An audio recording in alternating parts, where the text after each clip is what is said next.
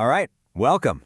Today we're diving into something super relevant for so many people online, making money on YouTube. But we're looking at it through a really specific lens, an Islamic perspective. Can you be a successful creator and stick to your faith? It's a huge question, so let's get into it. Okay, so let's just cut straight to the chase, right? This is the question on everyone's mind, especially if you're a Muslim creator out there. Is earning money from your YouTube channel actually permissible? Is it halal?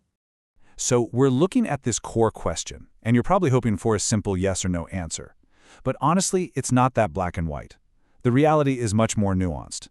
Think of it less as a straight yes and more of a yes but kind of deal. So here's the top-level takeaway. Generally speaking, scholars agree that making money from YouTube is permissible in principle.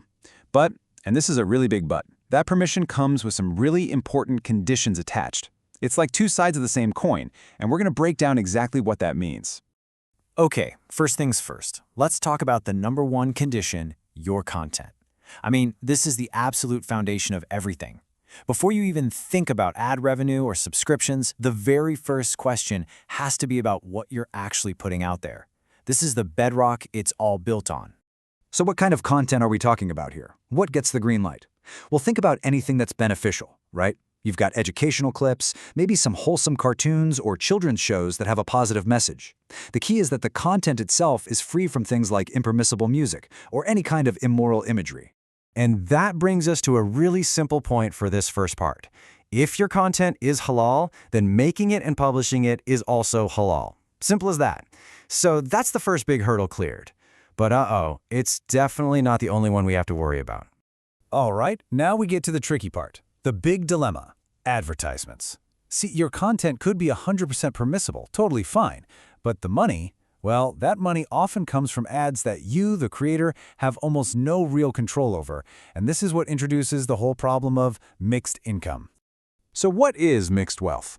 This is the key concept we need to get our heads around, and it's pretty much what it sounds like. It's when your income is a blend, a mix of money from halal sources and money from haram or impermissible sources.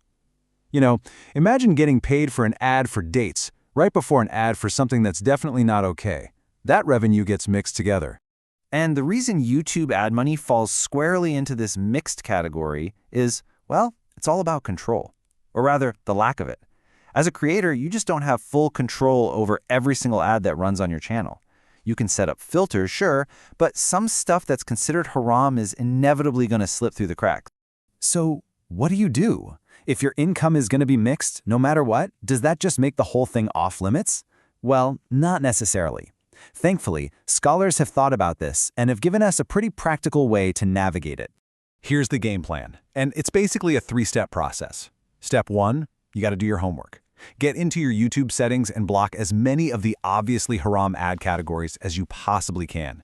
Step 2, when you get that paycheck, you have to make an honest estimate. What percentage of this do I think came from ads I couldn't block? And step 3, you take that estimated portion and you give it away to charity. Now this next part is maybe the most important detail of the whole process. When you give that portion to charity, the intention behind it is crucial.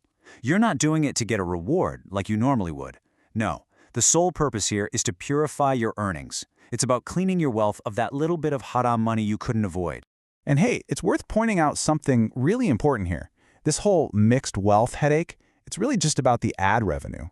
If you're making money in other ways, like from direct channel memberships or super chats, or people are paying you directly for your awesome halal content, that's a whole different story. That's generally considered perfectly fine because the source of the money is crystal clear. All right, so as we start to bring this all together, let's kind of zoom out for a second. We've talked about the nitty-gritty steps, but this is about more than just a checklist. It's really about the mindset, the guiding principles you bring to your work as a creator. And you can really boil it all down to 3 core ideas. First, there's care, just being mindful, paying attention to your content and where your money's coming from. Then there's intention, making sure your why is a good one. And finally, effort. You can't just sit back, you have to actively try to do the right thing and avoid what's prohibited. So what's the bottom line? Monetization on YouTube? Totally possible. But it comes with a real sense of responsibility. And that leaves us with one last big question to chew on. This whole YouTube thing, it's just one piece of a giant puzzle, isn't it? As our lives get more and more digital, How are we going to take these timeless principles from our faith and apply them to all the new, crazy realities we haven't even thought of yet?